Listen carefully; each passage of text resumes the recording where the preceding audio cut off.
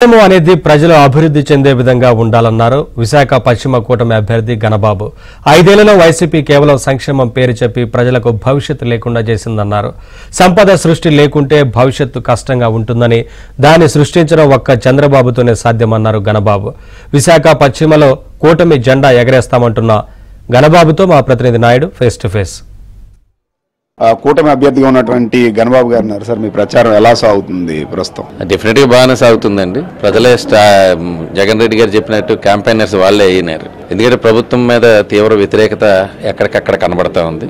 మేము ఒకటి చెప్తే, కరెంటు బిల్లు గురించి చెప్తే వాళ్ళు ఇంకా కొత్తగా చెత్త పన్నులను, గ్యాస్ ధరను, ఆస్తి పన్నును, ఇట్లా ఏదైతే పెరిగినటువంటి ఆ ధరలవనండి, పన్నులనండి, ఆ భారం గురించి మాట్లాడే పరిస్థితి వచ్చింది.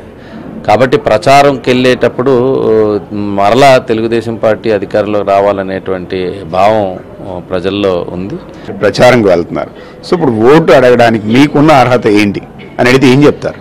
డెఫినెట్గా ఓటు అడిగే హక్కు ఓన్లీ తెలుగుదేశం పార్టీకి ఉంది విశాఖ నగరంలో, మా కాన్స్టిట్యున్సీలో కూడా. ఎందుకంటే ఒక సుదీర్ఘ కాలంగా ఉన్నటువంటి అనేక సమస్యలు పరిష్కారం చేయగలిగాం.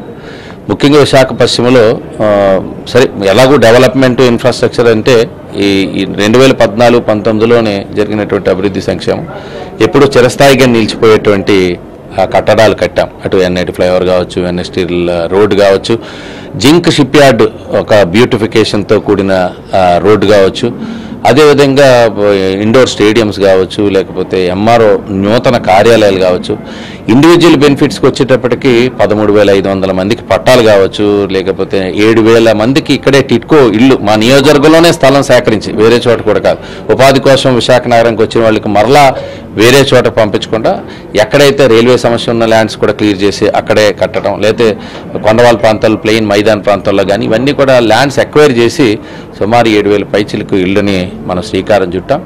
అదేవిధంగా అనేక హాస్పిటల్ ఇప్పుడు ఆల్రెడీ ఒకవేళ సో ఇప్పుడు ఆల్రెడీ ఎన్నికలు గతంతో పోలిసి టఫ్గా ఉన్నాయి. సో మీ నియోజకవర్గ ప్రజలకి సో నేను ఇది చేస్తాను అని చెప్పడానికి మీ ఎదురున్న ఆన్సర్ ఏంటి? డెఫినెట్గా ఈరోజు అన్ని గాలికి వదిలేశారు.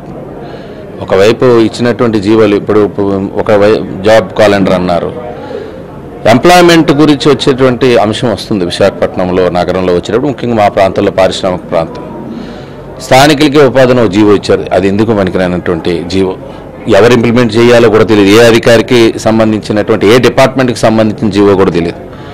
ఇండస్ట్రీస్ క్లోజ్ అయిపోయిన ఇండస్ట్రీస్ని మళ్ళీ తెరిపించాలని జింక్ కానీ, మన ఎల్జీ పాలిమర్స్ కానీ ఇన్సిడెంట్స్ అయిన తర్వాత ఇప్పుడు ఆ దిశగాని మీరు అడుగులు వేస్తారంటే ఎల్జీ పాలిమర్స్ ఎప్పటి నుంచో ఎంప్లాయ్మెంట్ పోయిందా, పరిశ్రమ పోయినట్టు అయింది. డెఫినెట్గా ఈరోజు ఏ ఇన్సిడెంట్తో క్లోజ్ అయినాయి. ఇప్పుడు అక్కడ కూడా పొల్యూషన్ ఇష్యూ వచ్చి జింక్ కర్మాగారం క్లోజ్ అయింది. 2018లో ఒక ఎంఓయూ చేసుకున్నది చంద్రబాబు నాయుడు గారి నాయకత్వంలో సమ్మిట్లో వాళ్ళు వచ్చి ఎంఓయూ చేసుకున్నారు. ఒక పెద్ద ప్రాజెక్టుతో వాళ్ళు అక్కడ పొల్యూషన్ లేని ఇండస్ట్రీని, ఒక ఇన్వెస్ట్మెంట్ని తీసుకుని రాబోయారు. ఆ ఇన్వెస్ట్మెంట్ వస్తే డెఫినెట్గా ఎంప్లాయ్మెంట్ వస్తుంది, స్టేట్కి రెవెన్యూ వస్తుంది. సో ఇది గణబాబు గారు చెప్తుంది. నాయుడు, పశ్చిమ నియోజకవర్గం నుండి.